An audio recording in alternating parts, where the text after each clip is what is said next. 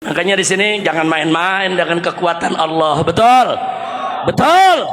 Jangan coba-coba sombong, betul. Ini juga peringatan nih buat pejabat-pejabat Indonesia, jangan sombong, jangan sombong. Betul, betul. Baru kayak sedikit udah mager laut, Udah gitu anehnya 30 km laut dipagar. Dari RT, RW, lurah, camat sampai presiden nggak tahu. Lu buta. Kacau tidak?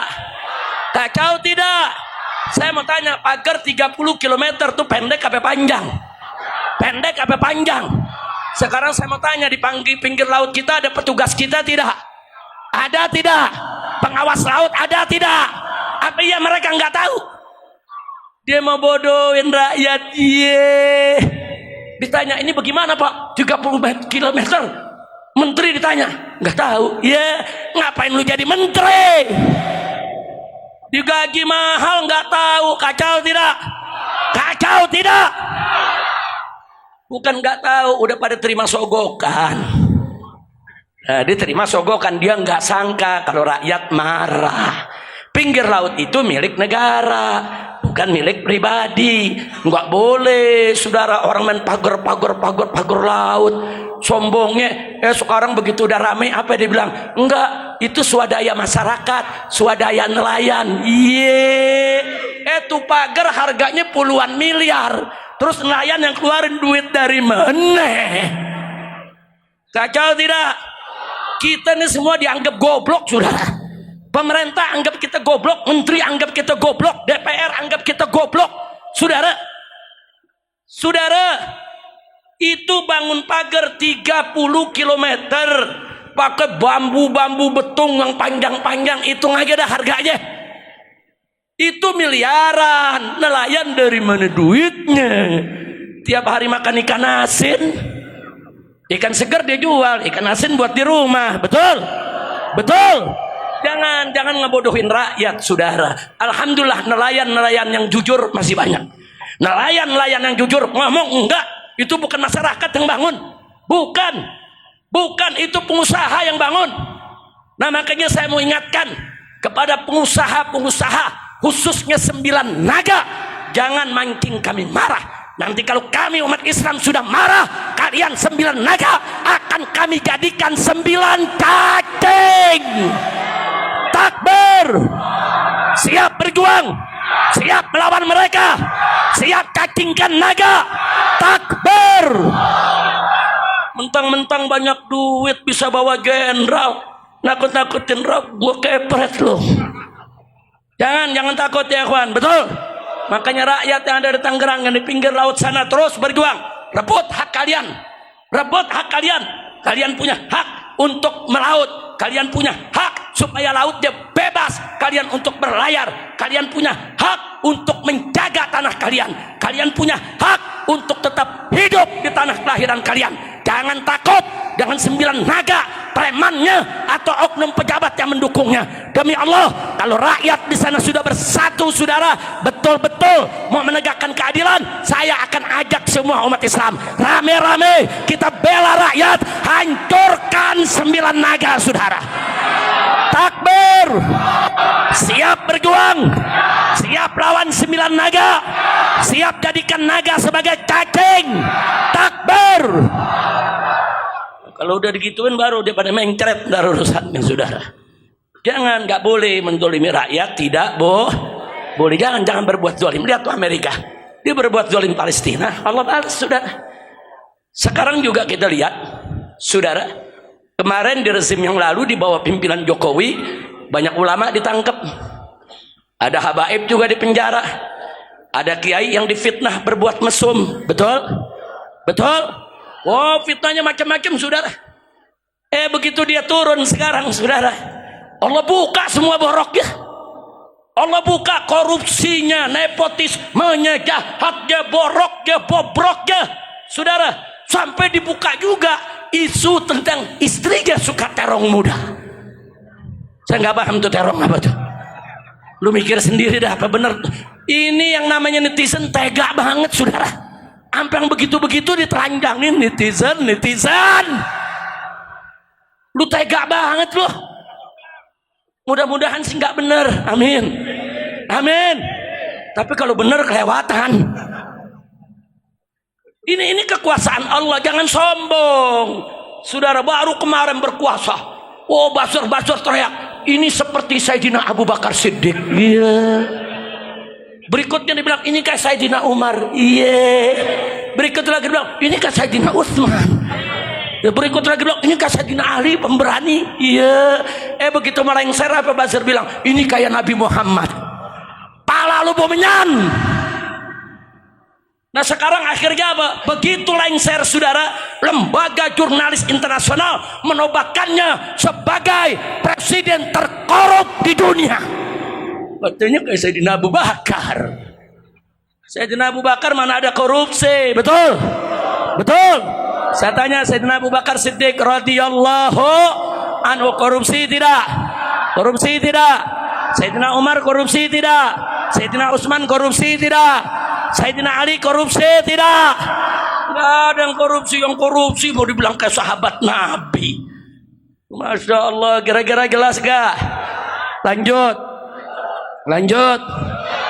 Kalau ada intel yang nyatet nih panitianya Habib Ye ini. Bukan polisi udah bosen nangkep saya, dia pengen nangkep panitianya. Bo. Ini Habib Ye nih foto. Alhamdulillah, enggak usah takut. Yang hak katakan hak, yang batil katakan batil. Setuju? Nah makanya saya ajak umat Islam. Ada nanya, Beb bagaimana nih Beb? Kok negara kacau begini Beb? Bagaimana nih Beb? Ini apa yang mesti kita lakukan? Saya bilang tenang, nih buaya lagi ribut sama buaya. Kalau buaya sama buaya lagi berantem, lu jangan misahin, ntar lu digigit. Betul? Buaya sama buaya ribut, diamin aja, gelar tikar tonton. Ya kan sekarang lagi pada ribut dia media saudara, main bongkar-bongkaran borok, bongkar-bongkaran korupsi, bongkar-bongkaran kejelekan, saling melapor ke polisi. Akhirnya apa? Maling nangkep maling, yang ditangkap maling, yang nangkep maling juga saudara. Nah kalau begitu saya mau tanya saudara, ikut campur apa nonton aja? Ikut campur apa nonton? Alhamdulillah saudara, ini pertolongan Allah. Karena apa? Karena saya dengar kiai-kiai di pondok-pondok pesantren, di majelis-majelis taklim, umat Islam di masjid-masjid, di musolah-musolah, apalagi di tablik begini. Saudara, se-Indonesia, saudara hampir tiap hari terdengar sholawat asghiril zalimin bit zalimin. Betul. Di sini dibaca gak? Nah itu kan kita minta kepada Allah, asghiril zalimin bit zalimin, ya Rabb. Bikin sibuk orang yang zalim dengan orang yang zalim. Aduk mereka. Nah digobul oleh Allah. Sekarang ini saudara, buaya sama buaya ribut, anjing sama anjing saling gigit, serigala sama serigala saling serang, monyet sama monyet saling cakar-cakaran, maling sama maling saling tangkap. Ini doa siapa? Doa umat Islam. Siapa yang gobulkan? Tunggu sebentar lagi nih, akan ada yang masuk penjara nih insyaallah. Nah, enggak usah khawatir. Kita mau bongkar semua, kita mau ubar. Siapa yang bertanggung jawab di KM 50 saudara?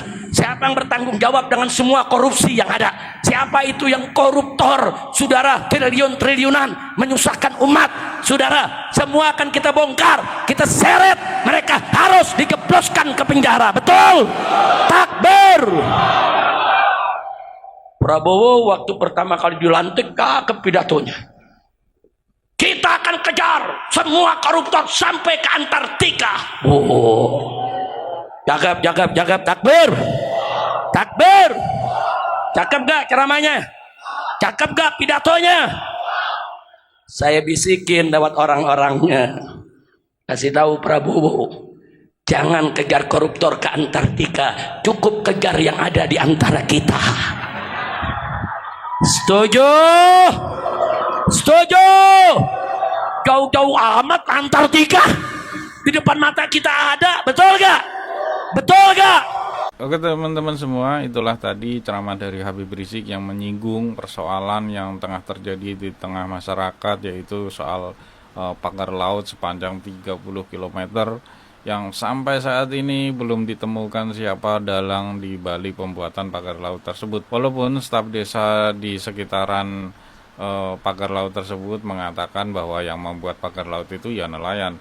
Namun rasanya tidak masuk akal ya, karena pembuatan pagar laut sepanjang 30 km itu membutuhkan biaya yang sangat banyak. Kalau itu nelayan ya buat apa kan? Buang-buang duit buat membuat pagar laut seperti tersebut. Yang ada itu hanya menyulitkan nelayan untuk mencari ikan, bukan untuk membantu nelayan untuk mendapatkan ikan. Berbagai macam alasan itu yang justru yang mengatakan itu yaitu staf desa setempat ya.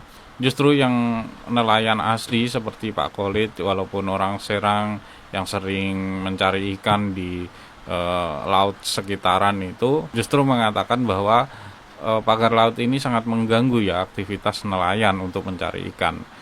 Berbeda dengan keterangan staf desa. Pada akhirnya Presiden Prabowo Subianto memerintahkan TNI Angkatan Laut untuk mencabut pagar laut tersebut, dan TNI Angkatan Laut tidak sendirian mencabutnya.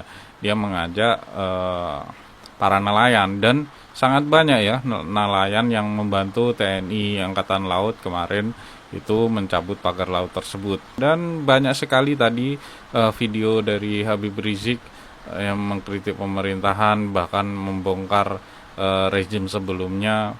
Banyak sekali, dan semoga saja apa yang disampaikan oleh Habib Rizik menambahkan ilmu dan membuat sadar para pembencinya. Dan sampai jumpa di video berikutnya.